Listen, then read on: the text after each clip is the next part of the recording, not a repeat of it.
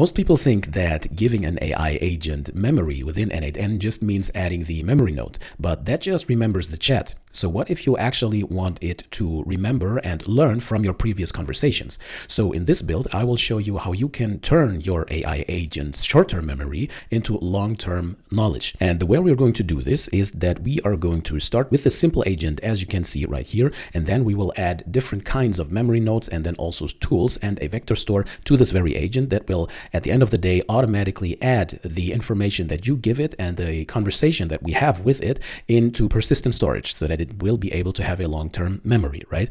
So as you can see, the storage, or the flow rather, that we are working with right here is rather simple. So I have a chat trigger node, as you can see right here. And if I open this up, then there are no settings whatsoever. I just kept it at the default.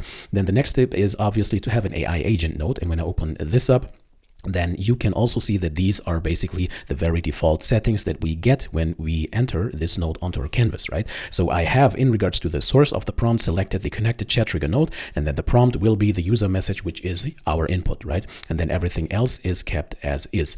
Now, when I close this, I also used the GPT-5 mini model as the LLM I chose. And when I open this up, then you can see that this is just connected to my OpenAI account, and the model that I selected, as I've just said, is GPT-5 mini. So with this setup, let's see what we get. So I'm going to open up the chat, and here you can see that the only thing that I get is this little chat window right here. So I'm going to just say hi, and because there is a model attached to this AI agent, he is able to respond to this very simple message, right? So hi, how can I help you today?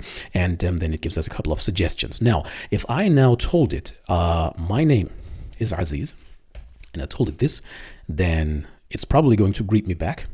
This is exactly what happens. So nice to meet you, Aziz. How can I help you? And now I'm going to ask it again, what's my name? And let's see what happens. And now you can see that it just responded, I don't know, right? Although this is the very last message that I sent it to, right? So apparently there is no memory whatsoever. Now, the first thing that you might think of is that you want to add a memory node to this. So I'm going to click on this memory connection right here. And there we have, first of all, two different kinds of categories. The first one is for beginners, and the next one is in an advanced mode, if you will. Now, the first one is simple memory, and this is an n8n internal memory that we are working with. And this can be helpful, especially in regards to testing. And we're going to take a look at this. So I'm going to select the simple memory. And these are the default settings as well. So now there's a session ID, and this is going to get important in a second. And the session ID that I want to use, or that's the default setting as well, will come from the previous chat trigger node, right? And this is what we selected here, right here. Now the session key will come from the previous node, and there you can also already see that the variable that we get right here is already pre-populated within this field, and I can't even change it. And this is the ID that we're getting out of this, right? So this is the session ID from the chat trigger node, right? And then the last point is that we have a context window length. And this means that these are the past conversations that the model is able to receive as context, right? So the last 5 messages will be able to be retrieved by the model itself. All right, so I'm going to close this again. And now we do have a memory. So when I ask the same question again, or rather, I'm going to tell it again, my name is Aziz. Then now you can see that, first of all, depending or in regards to the green check marks and what I get, that it did use the simple memory subnode, right? As we can see right here, according to the check mark and the little 2 that we get to see here. Now it's greeting me back again, but it did that before, right? But now when I ask it, what's my name? Then now it's able to actually respond to this very question by saying your name is Aziz, right? So just by adding this very simple node, it's able to, get the last 5 conversational parts from what we have interacted it with, right? Now, this is fine for testing, but if you want to use this in a live system, then this can get already a little too much. So the first reason is that when I open up the simple memory node again, then now you can see that we get a so-called session ID, right? And this is based on what we have selected here. So where should this session ID come from? And we have selected the session key from the previous node, right? And when I change this, then I can also say define below, right? So I can enter whatever I want here, whatever is to be the appropriate key from wherever, right? This could be from a previous node or from somewhere else. However, when I go back to the chat trigger node and I close this again, then now you can see that the problem with this approach is the following, that if I refresh the page, and I'm going to do this in a second, that this very session ID that we can also see right here, and you can see that it starts with F8EA. And now if I just refresh the page, Then now you can see that the whole conversation is gone, which would be fine. However, the second point is that also the session ID has changed, right? And you can see this right here. So this now starts with 70547. So if I ask it back again now, what's my name? And you might think that it should remember this because we have told it, and we have attached a memory right here, right? Then now it says again, I don't know, right? So even though this is still within, the scope that we have defined of 5 conversation, right? My message that I told it that my name is Aziz has not been more than 5 messages ago, right? So apparently, using the sessions ID only works within this very session, verbatimly. And when I open up the simple node again, then there's a workaround for this. So what we could do is that we give it a more static session ID so that we are not giving it the session ID that was predefined or pre-populated by the previous node, but that we define a session ID on our own, right? This is what I just mentioned. So I'm going to change this to define below. And let's take as the key an expression from n8n itself, and I'm going to use the double curly braces and the $sign, and then I get a couple of options when I now look for the different kinds of expressions that are available. And the one that I'm going to use is the workflow, and this is from the metadata, and now I get the workflow, and now you can see all the options that I have within this workflow object, and the one that I'm going to use is the workflow ID. And now you can see that I do get another value right here, which starts with Z559I. And if you look into my URL right here, right, then you can see that this is actually the very ID of that workflow, right? And obviously this will not change, right? So this is something that is more static, but it's still, connected to the very flow that we are working with right now. So when I close this again, then I can again say, my name is Aziz. It did recognize this again. So it said, nice to meet you, Aziz. How can I help you today? And now I'm going to refresh the page again. And if you look into the URL bar, then you can see that we still obviously have the same ID, and I can now ask it, what's my name?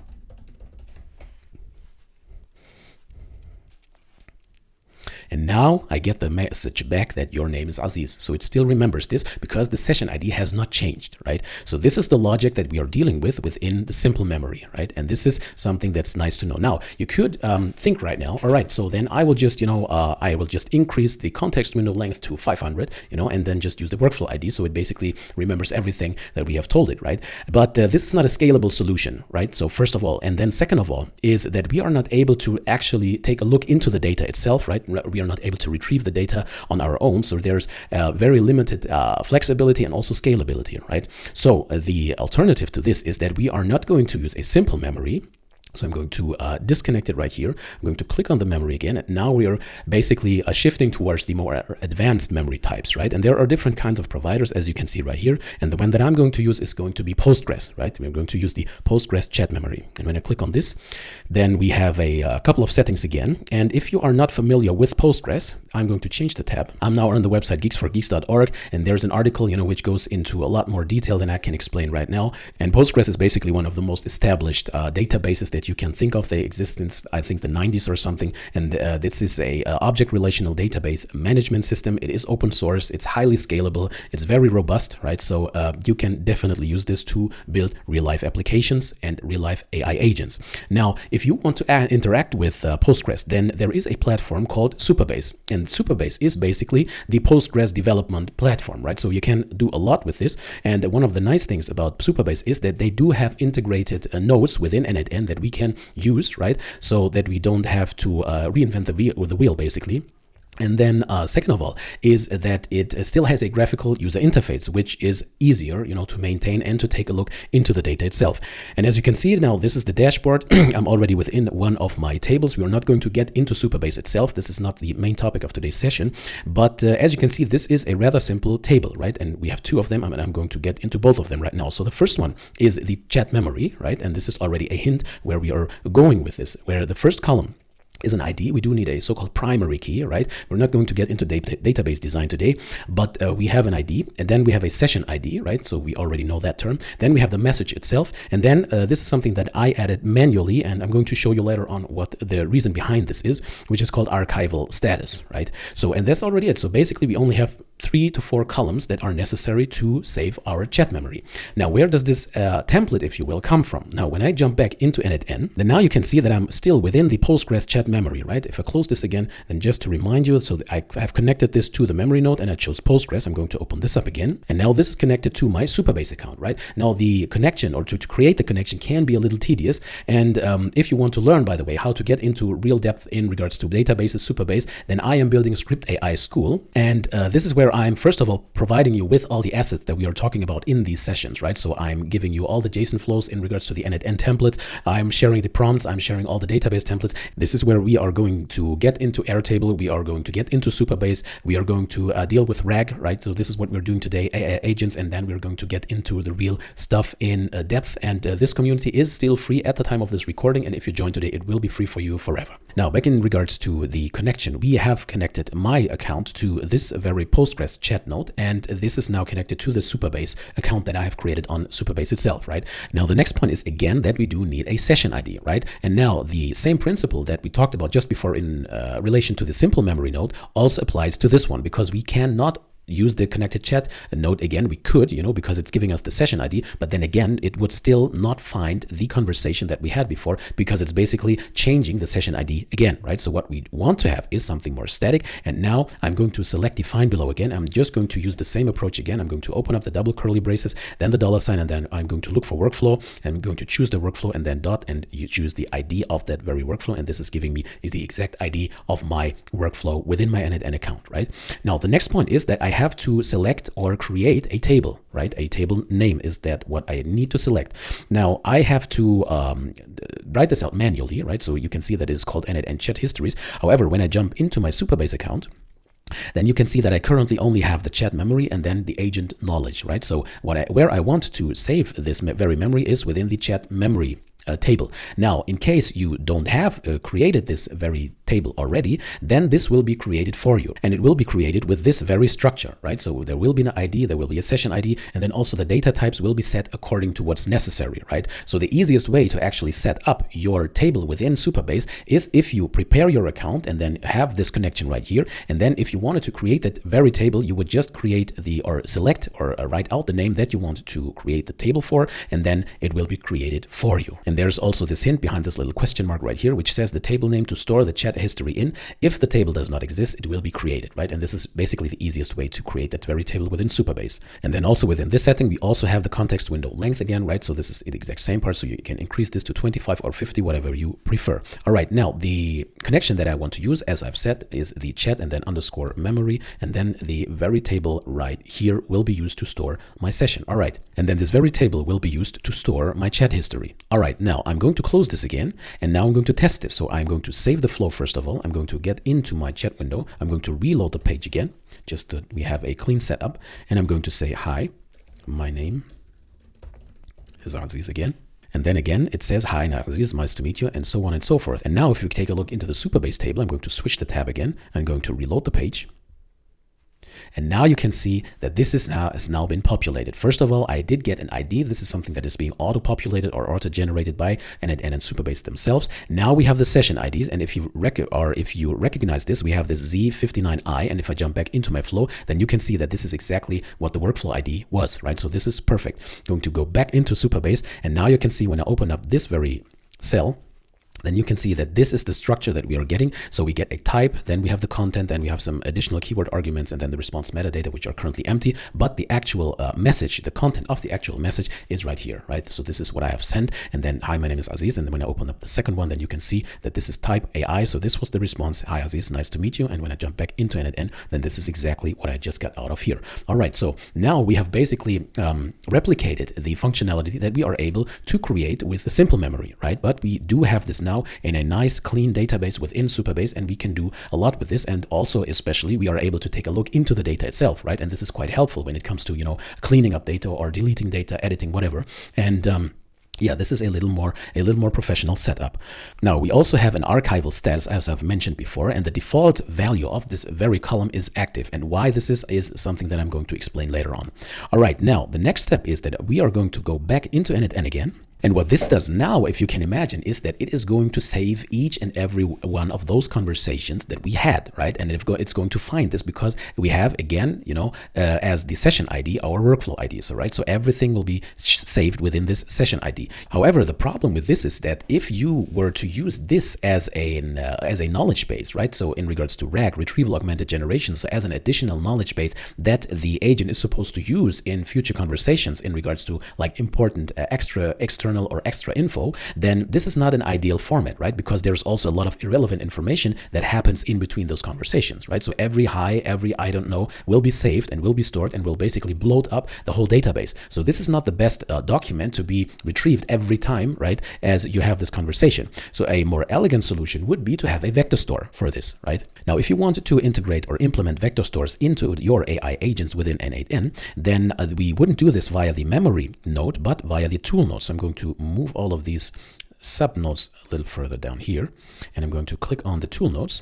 And now you can see that there are basically 4 sections, and I'm going to collapse all of them so that you can have a better look. So we have the recommended tools, we have the MCP, we have other tools, which are basically the usual nodes that we also have as the root nodes that we are working with all the time. And then we have the vector stores. So there is a dedicated section, especially to vector stores. And one of them is actually called Supabase Vector Store, right? So when I select this one, then now you can see that I can again connect to my very Supabase vector store. Now, in regards to using the Supabase vector store, there are a couple of prerequisites and a couple of settings, and you will get all the information within the docs. It's a little technical, but you only have to set it up once, and then the whole flow will definitely work. And again, I'm covering all of these kinds of topics within the community. All right, back into n8n, and this is now also connected to my Supabase account. And then the operation mode is that I want to retrieve documents. There are a couple of operations that we can conduct, but the one that I want to use is the retrieve document, which is also, by the way, the only one that works as a tool for the AI agent. The other ones are root nodes. All right, I'm going to close this again just so that you can also have a better look at how this looks, and you can already see by the design of that tool that this is a little different than the usual subnodes we are working with, right? And I'm going to also collapse the chat window. And the first thing is that we need to take care that this has an embedding model. Now, if you don't know how vector stores work and how RAG works in itself from a technical point of view, I do have another video exactly on this very topic, how you can connect vector stores and everything in regards to that, how you can connect these to your AI agent. And I'm going to link to this in this video as well. Now, I'm going to use an embedding model, and the one that I'm going to use is OpenAI. I'm just going to use my connection again, obviously, and then the model that I'm selecting is just embedding 3 small. This is sufficient for our purposes, and this is already it in regards to connecting further subnodes. I'm going to open up this vector store again. And now you can see that there is, first of all, a description that we need to add. So this is an obligatory field, right? And I'm going to say, use this tool to retrieve data from the Supabase vector store where the long-term memory is stored, right? Now, the table name that I want to use to retrieve that very data is not the chat memory that we have just created, but it is the agent knowledge. And we are going to take a look into that very table in a second. And I can include the metadata. That's fine. I'm going to close this again. And now I do have the setup. Now, why did I actually do this in the first place, though? So the most important thing is that now I have equipped this very agent with the knowledge that we have saved, or that we are going to save within the long-term memory, and now it is actually able also to access this long-term memory. Now the next thing is that we are going to take a look into Supabase again, and now I'm going to jump into the very next table, and this is the table called agent knowledge, and this one is empty as well. And now we're going to take a look into the structure first. So the first thing we have is the ID, then also is this is the primary key that we are using, then we have the content, the actual content, the textual content, if you will, and then also the vector, right? So the embeddings themselves. All right, now this obviously begs the most important question. How do we get the chat memory, and not all of it, but a summarization, or the best of, if you will, the really important parts that we want to keep into this very table, right? Into our long-term memory. And we're going to build a separate flow for this, and we are going to build a flow which basically takes this very chat memory, right? And this is now where this archival status comes from and where this is important. And we are going to look at everything that has the status of active. And then this next flow will assess by using AI again, if this conversational part that it has retrieved is worth keeping. You know, if there is actually important information within that conversation that's worth to store in that long-term memory. So now let's actually expand this conversation a little. I'm going back into my very first agent. I'm going to open up the chat again, and now I'm going to tell it not something as trivial as before, like just my name, but I'm going to tell it my agency is called Script AI, and I help companies build AI automations using n8n. I also build a learning platform called Script AI School, where I teach how you can automate and improve operational processes using n8n plus AI as well. All right, something that seems a little more important, right? And obviously, if it's worth keeping will depend on the quality of our prompt and what we tell it is worth keeping, right? So I'm going to send this. All right, I now got the response and it did save this into our memory. I'm going back into the chat memory node, and now you can see it has just refreshed this very conversational table and still have the same session ID, and now this is the content that it just added. Now if I open up the very last column, the so-called archival status, then you can see when I open up the edit column that there is a default value input field, right? And the default value I'm giving it is active, right? So every time a new entry enters or a new entry is added to this very table, it has the archival status of active, which means that we are basically still talking, right? We are still within that conversational part. Now within the next flow that we are going to build together, we will check for this very status if it is active, and if that's the case, then we are going to retrieve the very records that we have saved right here, and then we have an AI assess the content of those messages, and then give the archival status either a discard, so that we are not going to store it in our long-term memory, or an archive status, right? And this means that we are going to save it into the agent knowledge table. All right, so let's jump into n8n in our second flow, and we're going to start from scratch. So the very first thing is that we want to choose a trigger. I'm going to use a manual trigger. Now, obviously, in a live system, you would at least do something like an on schedule trigger, right? Or ideally, you might also use a webhook, right? Which is a very elegant solution, but we're not going to get into this right now. All right, I'm going to choose trigger manually as a placeholder. And the first thing that I want to do is to get many messages, or rather to get many records from Supabase, right? So I'm going to paste this right here. I have saved this in another flow. I'm going to connect this, so we have all the settings already prepared. Otherwise, you would just click on this plus right here and look for Supabase, and then you would choose get many rows, right? So let's take a look into the settings. Again, this is connected to my Supabase account. The resource that I'm using is row. The operation is get many, and the table that I want to use and which is saved within my Supabase account is called chat memory, right? And I have limited this to 20, but this is obviously a matter of personal preference. And now the most important part is down here when we have the filters, right? Which is called field name or ID. And when I open this dropdown, then you can see that these are the very fields or columns that I have within this very table, right? So if I jump back into my chat memory, then you can see that we do have ID, session ID, message, and archival status back into n8n, and now these are exactly the statuses, or the fields rather, that I can select. All right, now the condition that I want to check on is if it actually equals to the word active, right? Because if later on the records change or the statuses change of those records, I will not, call them or retrieve them again. All right, this is already it for this node. I'm going to run this flow, and now you can see that I do get 4 items, right? And these are exactly the 4 items that I have written here. Back into n8n, and now I already have my AI assessment, right? I'm going to move this one over here. I'm going to connect this, and this is obviously a message, an AI step, right? And the one that I'm using is an OpenAI message a model. I'm looking for OpenAI. I'm choosing the very first result, and within here, I'm looking for a message, and then I choose message a model. This is what I want to use. I'm open up this node.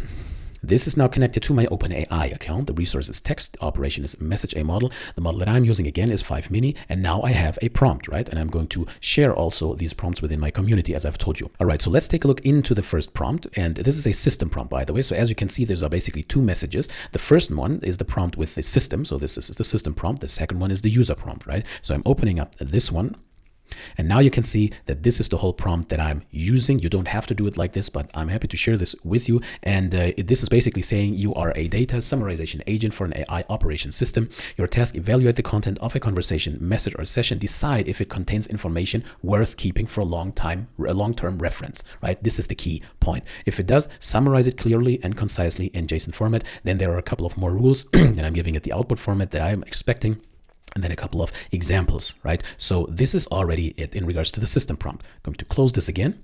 The next one is the user prompt, and this just says this is the message to evaluate, right? And now I have the actual message from the previous node, which is this one, and I'm giving it the whole information, not only the content itself, not only the message itself, but I'm also passing on the type, the additional keywords if necessary, and so on and so forth. And then I'm just using the toJSON string method, which is basically parsing the very content. So if I would not use this, but I would delete this right here, then you can see then this is just giving me object.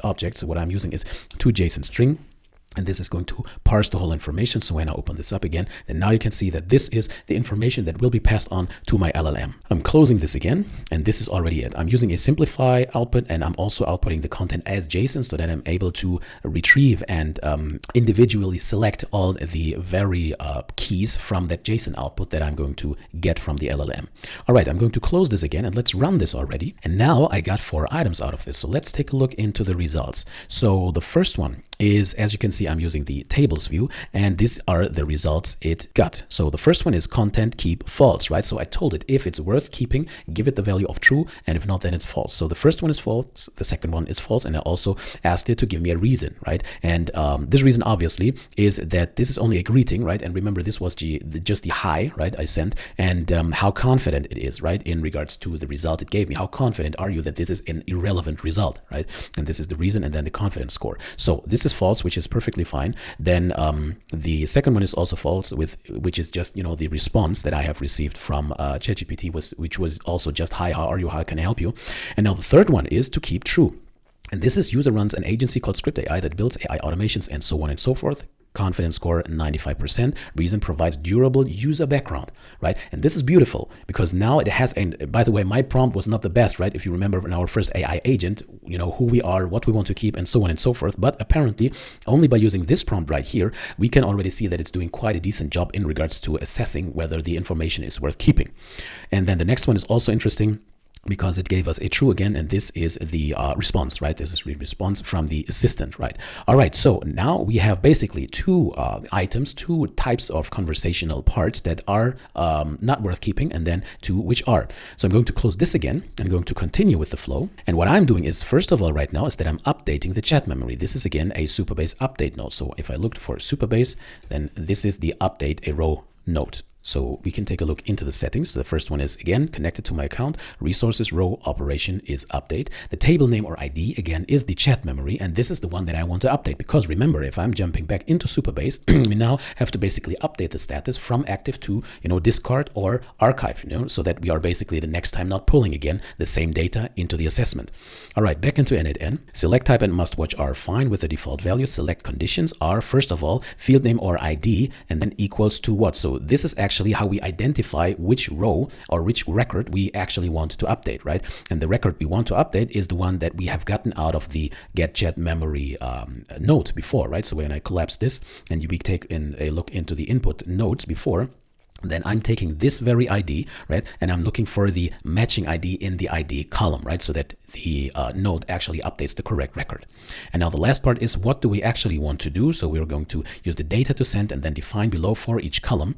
And then the field name or ID that we want to update is the archival status. And what do we want to do? We want to use this very result of the AI assessment agent, which was keep false or true. And then we are basically drag and dropping this right into this field right here. You could have done this a different way, because I'm using an if statement here again, which says if the content is, or if the value of keep equals true, then give it the value of archive, otherwise give it discard, right? We could also have just used the very result archive or discard in the prompt itself, but this is fine for now, gives us a little more flexibility. So we're going to execute this step. So remember, we are in this table right now. I'm going to refresh this. So it's still on active.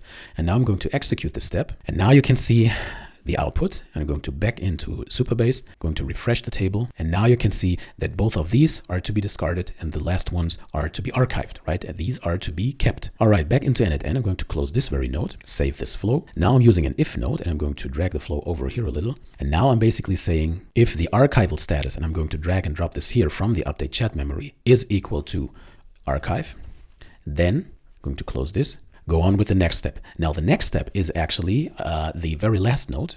I'm going to paste this here again and then connect this to the true path, and I'm going to use the Supabase vector store. Now you will find this as well if you look for Supabase, but this time we are not looking for the Supabase main node or for the Supabase tool, but we are looking for the Supabase vector store. And now this is the most important part. But now, because now we actually want to get this data that we have as a text, right? We have the content as a text, and we want to basically convert it into an actual vector, right? We want to embed it using an embedding model to save it within this table to make it retrievable for the LLM. right? So I'm going back into n8n, and we are going to take a look into this very last node itself. I'm going to open this, and we are using the Supabase account again. The operational mode will be insert documents, right? There are a couple of them, and the one we are using is insert documents. We're going to choose the table list, which is agent knowledge, right? These are all the available tables within my Supabase account, and now we're going to insert a document into this agent knowledge table. The embedding batch size is 200, which is fine, and I'm going to close this, and then we need to add an embedding model. So if I disconnect it and then look for them, then you have a couple of options right here, and I'm using the embeddings OpenAI model. I'm going to reconnect this again, open this up. This is connected to my account. Then I'm choosing the 3 small, and the dimensions are 1536 that I'm using. I'm going to close this. And now we need a so-called document loader. I'm going to disconnect this again, open it up again. You want to see the document loader is the one that I'm usually using, and most of us are using, is the default data loader. I'm not going to get into too much detail right now in regards to this. I'm going to reconnect it, open it up.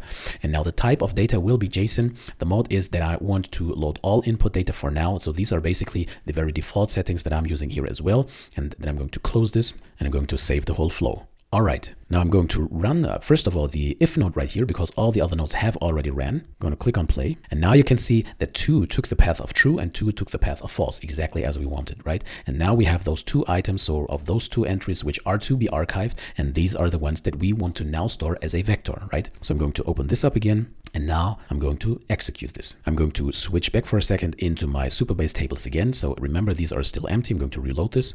This is still empty. Back into n8n. I'm going to execute the step again. And now you can see that we have received 22 items, or rather sent 22 items. And this is because, if you remember, within our default document loader, right, that this is what we told it to, right? We want to load all input data and then send it over into our table. Now you can see that all of this data has been saved, right? And now you can see that these are all the according vectors, and we have the ID, right? We have the session ID. We even have the type. Then we have the actual message, and so on and so forth. So if I open this up, then you can see that this is the context, or rather the textual content actually. Then we have a lot of metadata, and then the actual vector store. And now you can be sure that the content that we have saved within this very table is actually something that we want the agent to be able to retrieve anytime long term, right?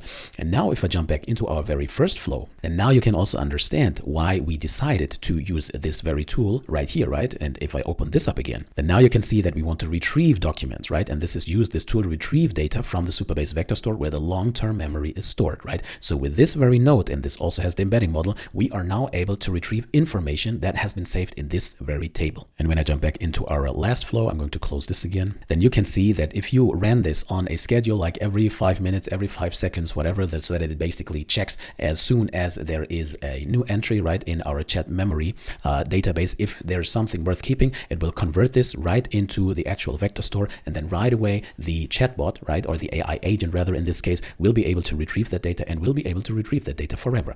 All right, so this is for today's session. I hope you can see that this is quite an elegant solution, how you can basically give your agent memory, which is able to learn from your conversations and to also assess if this conversation is worth keeping or not. And so slowly but surely build a real brain, if you will, a second brain into your AI agent, and to use that data in the future. All right, I hope this was helpful. I hope to see you next time. Thanks for your attention, and see you then. Bye.